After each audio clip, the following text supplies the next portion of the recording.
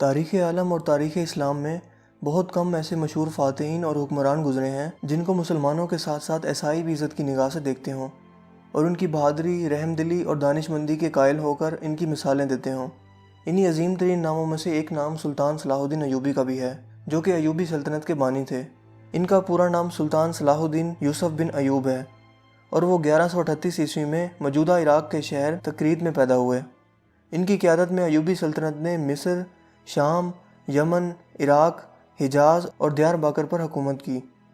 سلطان صلاح الدین ایوبی کو فاتح بیت المقدس بھی کہا جاتا ہے، جنہوں نے 1187 عیسوی میں یورپ کی متحدہ افواج کو عبرتناک شکست دے کر قبلہ اول بیت المقدس کا قبضہ چھڑوایا تھا۔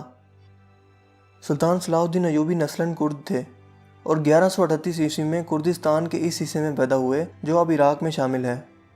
شروع میں وہ سلطان نور الدین زنگی کے ہاں ایک فوجی افسر تھے، جبکہ مصر کو فتح کرنے کے لیے شیر کو کی قیادت میں، جو کہ سلطان صلاح الدین ایوبی کے چچا بھی تھے، مصر پر حملہ کیا گیا۔ اس میں سلطان صلاح الدین ایوبی بھی شامل تھے، لہٰذا مصر کی فتح کے بعد 1171 عیسوی میں انہیں مصر کا حاکم مقرر کر دیا گیا۔ اسی عرصہ کے دوران انہوں نے یمن کو بھی فتح کر لیا۔ دوستو، نور الدین زنگی کے انتقال کے بعد چونکہ ان کی کوئی لائق اولاد نہیں تھی، لہٰذا سلطان صلاح الدین ایوبی 1174 عیسوی میں حکمرانی پر فائز ہوئے اور یہاں سے انہوں نے مزید فتوحات کا ایک سلسلہ شروع کیا اور دیکھتے ہی دیکھتے 1182 عیسوی تک شام، موصل، حلب وغیرہ کو فتح کر لیا اور یوں اپنی سلطنت کو مزید وسعت دی اور اپنے جنگی کارناموں میں نور الدین زنگی پر بھی بازی لے گئے۔ سلطان صلاح الدین ایوبی میں جہاد کا جذبہ کوٹ کوٹ کر بھرا ہوا تھا اور بیت المقدس کی فتح ان کی زندگی کی سب سے بڑی خواہش تھی۔ اس دور حکومت میں صلیبی بادشاہ اور جنرل رونالڈ کے ساتھ 4 سالہ معاہدہ صلح ہو چکا تھا، جس کے مطابق دونوں یعنی مسلمان اور صلیبی ایک دوسرے کی ممکنہ مدد کرنے کے پابند تھے۔ مگر یہ معاہدہ محض رسمی اور کاغذی ثابت ہوا، کیونکہ صلیبی افواج مسلسل اپنی اشتعال انگیزیوں، قتل و غارت اور لوٹ مار میں مصروف تھیں، یہاں تک کہ مسلمانوں کے قافلوں کو باقاعدہ لوٹ رہے تھے۔ مگر حد اس وقت ہو گئی جب 1186 عیسوی میں صلیبی بادشاہ رونالڈ نے باقی بہت سے عیسائی امراء کے ہمراہ مدینہ منورہ پر حملہ کی غرض سے حجاز مقدس پر حملہ آور ہوا، مگر سلطان صلاح الدین ایوبی کو اس کی خبر ہو گئی، لہٰذا انہوں نے فوراً رونالڈ کا تعاقب کیا اور اسے حطیم میں جا لیا۔ لہٰذا یہاں ایک گھمسان کی جنگ ہوئی جس میں 30,000 عیسائی ہلاک ہو گئے اور اتنے ہی عیسائیوں کو قیدی بھی بنا لیا گیا، کیونکہ اس موقع پر سلطان صلاح الدین ایوبی نے جنگی سوجھ بوجھ اور عقل مندی کا مظاہرہ کرتے ہوئے ایک آتش گیر مادہ زمین پر ڈلوا دیا تھا، جس سے زمین پر آگ بھڑک اٹھی تھی، جس نے صلیبیوں کی کمر توڑ کر رکھ دی۔ تاریخی حوالوں میں یہ بھی لکھا ہے کہ اردن میں کرک نامی قلعہ کا بادشاہ رچنالڈ نامی ایک صلیبی بادشاہ تھا۔ حجاز مقدس کے لیے مسلمانوں کے قافلے اسی کرک قلعے کے پاس سے ہو کر جایا کرتے تھے۔ رچنالڈ نے ایک مرتبہ مسلمانوں کے حاجیوں کے قافلوں کو لوٹ لیا اور بڑے غرور میں بولا کہ بلاؤ اپنے محمد کو کہ وہ تمہیں بچا لے، اور یہ کہہ کر اس نے تمام حاجیوں کو وہیں موقع پر ہی ذبح کر دیا۔ دوستو، یہ خبر جب سلطان صلاح الدین ایوبی تک پہنچی تو وہ غصے سے تلملا اٹھے اور اس موقع پر قسم اٹھا لی کہ جب تک میں اس ظالم کو اپنے ہاتھوں سے قتل نہیں کروں گا تب تک چین کی نیند نہیں سوؤں گا۔ اسی دوران تقریباً 3.25 سال کے عرصہ تک سلطان کبھی کروٹ لگا کر نہ لیٹے، جبکہ زیادہ نیند ان کو ستاتی تو وہ خیمے پر موجود پائیدان کے ساتھ ٹیک لگا کر اپنی نیند پوری کر لیتے۔ دوستو، دوسری مرتبہ اسی رچانڈ بادشاہ نے ایک مزید ناپاک حرکت کرتے ہوئے حجاز مقدس کی طرف اپنی فوج کے ساتھ لشکر کشی کی، مگر یمبو کی بندرگاہ پر پہنچنے پر اس نے موسمی حالات کا سامنا کیا اور اسے لگا کہ یہ اس سے مزید آگے نہیں جا پائے گا، لہٰذا اسی طرح وہ واپس لوٹ آیا۔ اس موقع پر بھی جب سلطان صلاح الدین ایوبی کو اس چیز کی خبر ہوئی تو انہوں نے رچنالڈ کے قتل کی دوبارہ قسم کھائی۔ دوستو، سلطان صلاح الدین ایوبی کو صلیبی اپنی حکومت اور نسل کے لیے سب سے بڑا خطرہ قرار دیتے تھے، کیونکہ وہ ان کی ذہانت، بہادری اور جنگی حکمت عملی کے قائل تھے۔ لہٰذا اس بار انہوں نے 12 عیسائی بادشاہوں کا گٹھ جوڑ قائم کیا اور سلطان صلاح الدین ایوبی پر حملہ کرنے کے لیے نکل کھڑے ہوئے، جبکہ سلطان صلاح الدین ایوبی اکیلا ہی اپنی فوج کے ہمراہ لڑنے کے لیے نکل پڑے اور یوں حطیم کے مقام پر تاریخی جنگ ہوئی جس میں پورا یورپ سلطان صلاح الدین ایوبی سے لڑنے کے لیے نکل آیا، مگر پھر بھی انہیں سلطان کے ہاتھوں شکست کا سامنا کرنا پڑا۔ لہٰذا جنگ میں ہارنے کے بعد جب عیسائیوں کے یہ 12 بادشاہ سلطان صلاح الدین ایوبی کے خیمے میں بھیجے گئے تو پیاس کی شدت سے سبھی بادشاہوں کا برا حال تھا۔ سلطان صلاح الدین ایوبی نے سبھی کو پانی پیش کیا سوائے رچنالڈ کے، لہٰذا یروشلم کے بادشاہ ہامفرے نے اپنا پانی بچا کر رچنالڈ کو پیش کیا۔ اس موقع پر سلطان نے ہامفرے کو کہا کہ یہ پانی اسے تم دے رہے ہو، میں نہیں دے رہا، کیونکہ اسلام میں اگر آپ کسی کو پانی پلا دیتے ہیں تو اسے امن کی علامت سمجھا جاتا ہے، پھر آپ اس شخص پر ہاتھ نہیں اٹھا سکتے۔ اس موقع پر سلطان صلاح الدین ایوبی نے رچنالڈ کو اسلام کی دعوت بھی دی، مگر اس نے انکار کر دیا اس کے بعد سلطان صلاح الدین ایوبی نے کہا کہ میں نے تیرے قتل کی 2 مرتبہ قسم کھائی تھی، ایک مرتبہ جب تم نے لشکر حجاز مقدس پر حملہ کیا، اور دوسری مرتبہ جب تم نے حاجیوں کے قافلوں کو لوٹا تھا اور کہا تھا کہ بلاؤ اپنے محمد کو کہ وہ تمہیں بچا لے۔ لہٰذا میں نے ان دونوں موقعوں پر قسم کھائی تھی کہ میں تجھے اپنے ہاتھوں سے قتل کروں گا، اور آج حضرت محمد صلی اللہ علیہ وآلہ وسلم کا ادنا سا خادم اس فریضہ کو سر انجام دینے لگا ہے۔ جس کے بعد سلطان نے اپنی تلوار اٹھائی اور رچنالٹ کی گردن کاٹ دی، مگر گردن پوری طرح نہ کٹی اور ایک جانب کو لٹک گئی۔ یہ منظر دیکھنے کے بعد وہاں موجود تمام بادشاہوں پر کپکپی طاری ہو گئی۔ دوستو، اس جنگ کے بعد اسلامی افواج عیسائیوں کے علاقوں پر چھا گئیں۔ حطیم کی فتح کے بعد سلطان صلاح الدین ایوبی بیت المقدس کی فتح کے لیے نکل کھڑے ہوئے، اور ایک ہفتے کی مسلسل خون ریزی کے بعد آخرکار عیسائیوں نے ہتھیار ڈال دیے اور رحم کی درخواست کی۔ یوں بیت المقدس پورے 91 سال بعد دوبارہ مسلمانوں کے قبضے میں آ گیا، اور تمام فلسطین سے مسیحی حکومت کا مکمل خاتمہ ہو گیا۔ بیت المقدس کی فتح سلطان صلاح الدین ایوبی کی سب سے بڑی خواہش تھی، اور ان کا سب سے بڑا کارنامہ بھی تھا۔ انہوں نے مسجد اقصیٰ میں داخل ہو کر نور الدین زنگی کا تیار کردہ منبر اپنے ہاتھ سے مسجد میں رکھا۔ اس طرح نور الدین زنگی کی خواہش سلطان کے ہاتھوں پوری ہوئی۔ سلطان صلاح الدین ایوبی نے بیت المقدس میں داخل ہو کر وہ مظالم نہیں کیے جو اس شہر پر قبضے کے بعد عیسائی افواج نے کیے تھے۔ وہ ایک مثالی فاتح کی حیثیت سے بیت المقدس میں داخل ہوئے اور فدیہ لے کر ہر عیسائی کو امان دے دی، جبکہ جو غریب فدیہ نہیں دے سکتا تھا، ان کے فدیے کی رقم خود صلاح الدین ایوبی اور ان کے بھائی ملک العادل نے خود ادا کی۔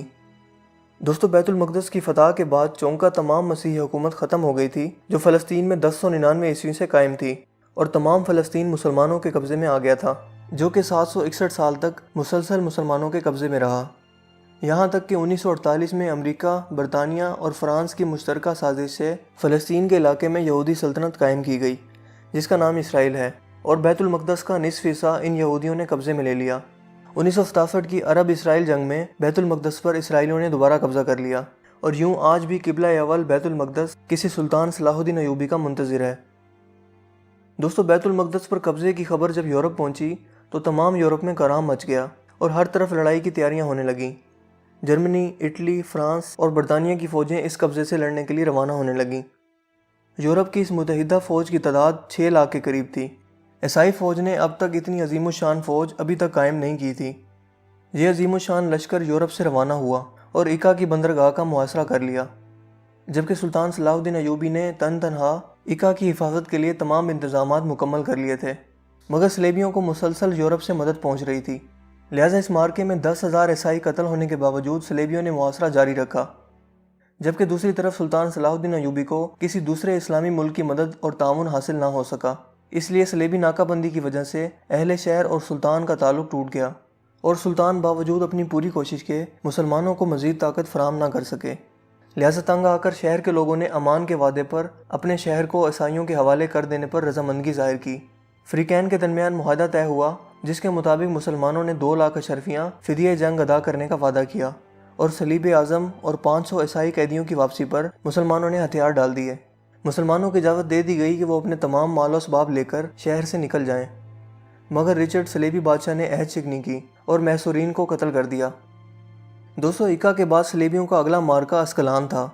یہاں پہنچنے سے پہلے عیسائیوں کا سلطان صلاح الدین ایوبی نے 11 مرتبہ مقابلہ کیا۔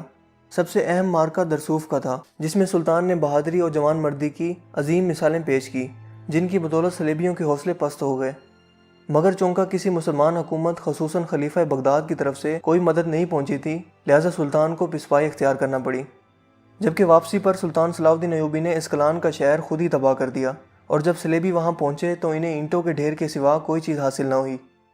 اسی دوران سلطان نے بیت المقدس کی حفاظت کی تیاریاں بھی مکمل کر لیں، کیونکہ اب صلیبیوں کا اگلا رخ بیت المقدس تھا۔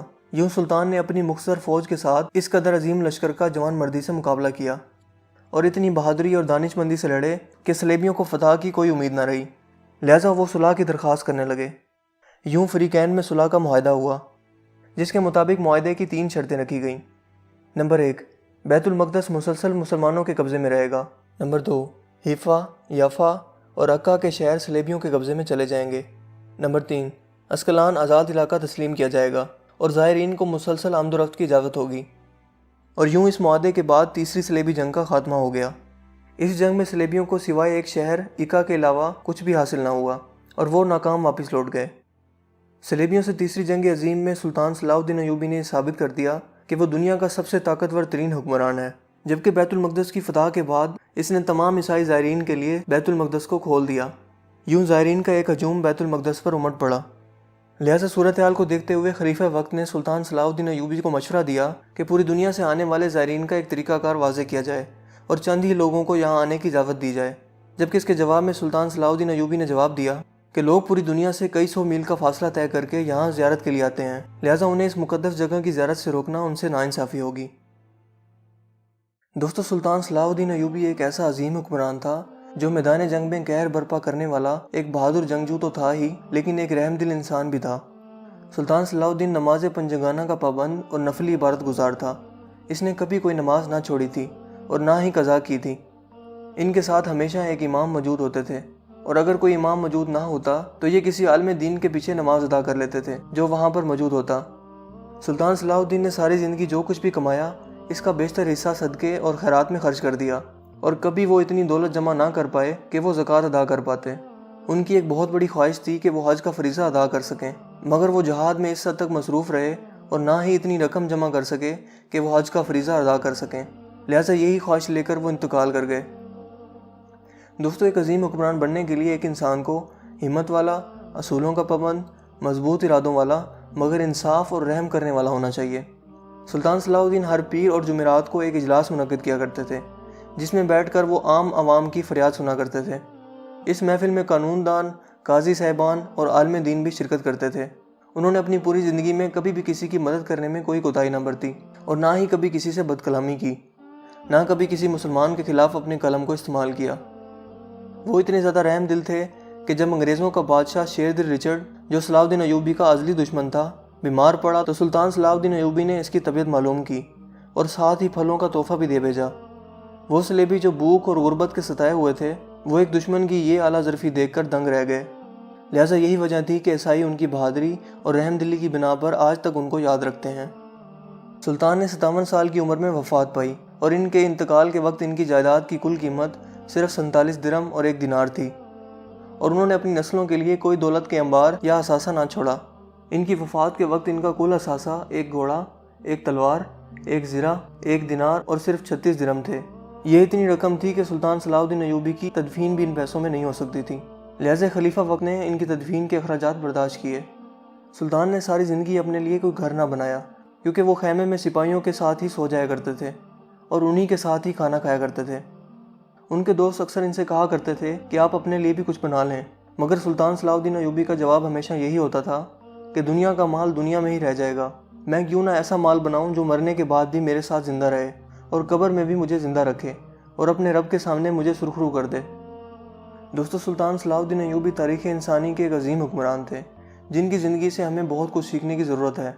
वो इस्लामी तारीख़ के हीरो थे, जबकि हमारी नई नस्ल और रोशन ख्याल नस्ल इनकी ज़िंदगी के बारे में बहुत कम जानती है, क्योंकि आज उनकी माइंड प्रोग्रामिंग इस तरह से की गई है कि इनके हीरो सुपरमैन, बैटमैन या इस तरह के दूसरे कार्टून कैरेक्टर्स हो चुके हैं जो कि महज तस्वुराती हैं और हकीकी दुनिया में कोई वजूद नहीं रखते। और हमने अपनी इस्लामी तारीख़ के हीरोज़ की ज़िंदगी को फरामोश कर दिया है। उनकी ज़िंदगियों से सबक लेने की बजाय हमने वेस्टर्न कल्चर को फॉलो करना शुरू कर दिया है, और यही वजह है कि दोबारा अब तक कोई सुल्तान सलाहुद्दीन अयूबी नहीं आ सका। तारीख़ गवाह है कि जो कौम अपनी तारीख़ भुला देती है वो खुद भी सफ़े हस्ती से मिट जाती है। दोस्तों, मुझे उम्मीद है कि आज की हमारी ये वीडियो आपको काफ़ी इन्फॉर्मेटिव लगी होगी और पसंद आई होगी। अगर वीडियो आपको अच्छा लगा तो इसे लाइक कीजिए और दोस्तों के साथ शेयर कीजिए। मज़ीद इस तरह की वीडियोस के लिए आप हमारे चैनल को ज़रूर सब्सक्राइब कीजिए। चैनल को सब्सक्राइब करने के बाद बेल के आइकन पर भी ज़रूर क्लिक कीजिए, ताकि हर नई आने वाली वीडियो का नोटिफिकेशन आपको सबसे पहले मिल सके। आप अपनी राय का इज़हार कमेंट्स में भी कर सकते हैं। मेरा नाम है हसीब शफकत और आप देख रहे हैं हंसी टीवी। मैं मिलूँगा आपसे एक नई इंटरेस्टिंग वीडियो में। तब तक के लिए अपना बहुत सा ख्याल रखिएगा। Thanks for watching. अल्लाह हाफिज़।